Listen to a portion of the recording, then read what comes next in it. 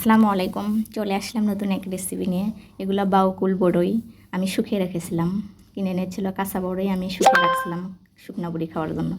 তো আমি নিয়ে নিচ্ছি হচ্ছে এখানে সরিষাটা আমি বাটবো।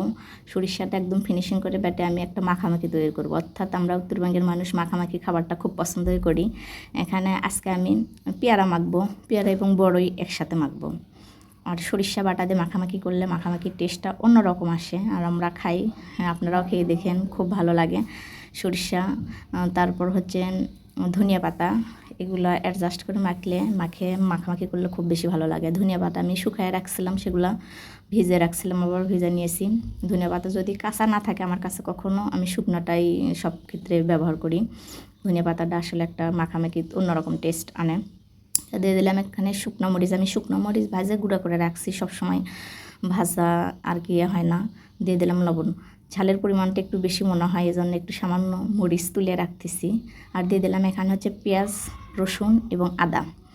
এই মাখামাখি করতে পেঁয়াজ, রসুন, আদা এগুলো সব কিছুই দিয়ে মাখামাখি করলে, সরিষা বাটা দিয়ে পেয়ারা মাখার যে একটা টেস্ট, আপনারা যদি কখনো খান অবশ্যই দেখবেন, এর মতন স্বাদ মানে কোনো কিছু হয় না।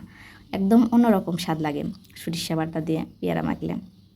আমি সব কিছু বাটার কাজ প্রস্তুত করে নিলাম, নিয়ে এখন হচ্ছে পেয়ারাটা। আমার পেয়ারাটা এত মসমসে, মানে এই মসমসে পেয়ারাটা আমি মেখে খাবই। মসমসে পেয়ারাটা মাখলে আমার অন্যরকম একটা টেস্ট লাগে। আর নরম পেয়ারা হলে আমি মাখি না, নরম পেয়ারা আমি খেতেও পারি না, বাচ্চারা খায় আর কি। কিন্তু এই মসমসে পেয়ারা হলে আমি মাখবই। মসমসে পেয়ারাটা মাখলে খুব বেশি ভালো লাগে, আসলে খাইয়েও দেখেন আপনারা।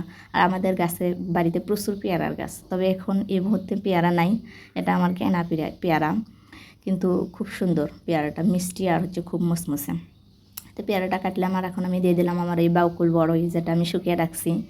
মাঝে মধ্যে বাচ্চারা খায়, মাখিয়ে দেয় আলাদা করে, খুব ভালো করে খায়।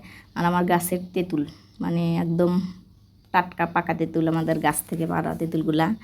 আমি কেনা তেঁতুল খাই না আর কি, গাছেরই তেঁতুল সারা বছর খাই। দিয়ে দিলাম একটু সামান্য আচার, জলপাই এবং তেঁতুলের আচার মাখামাখি ভেতরে দিলে ভালো। আর কাঁচা সরিষার তেল, আচারে যেহেতু তেল আছেই এই জন্য তেলটা কম দিলাম। আর এখানে দিয়ে দিলাম হচ্ছে পাঁচফোড়ন, জিরা, ধনিয়া গুঁড়া, চাট মশলা আর কি। আমি হাতেই তৈরি করে রাখি সবসময় মাখামাখি খাওয়ার জন্য, আপনারাও তৈরি করে রাখেন। আসলে এনি টাইম কখন কোন জিনিস খেতে মন চায় বলা তো আর যায় না।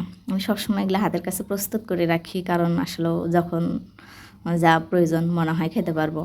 তা আমি মাখামাখিটা এখন শুরু করে দিলাম। আর খুব সুন্দরভাবে মাখতে হবে, পেয়ারার সাথে সম্পূর্ণ বাটা মশলাগুলো সবগুলো একসাথে একদম ফিনিশিংভাবে ভরা পর্যন্ত মাখতে হবে।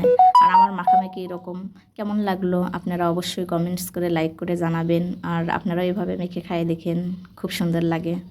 ধন্যবাদ সবাইকে।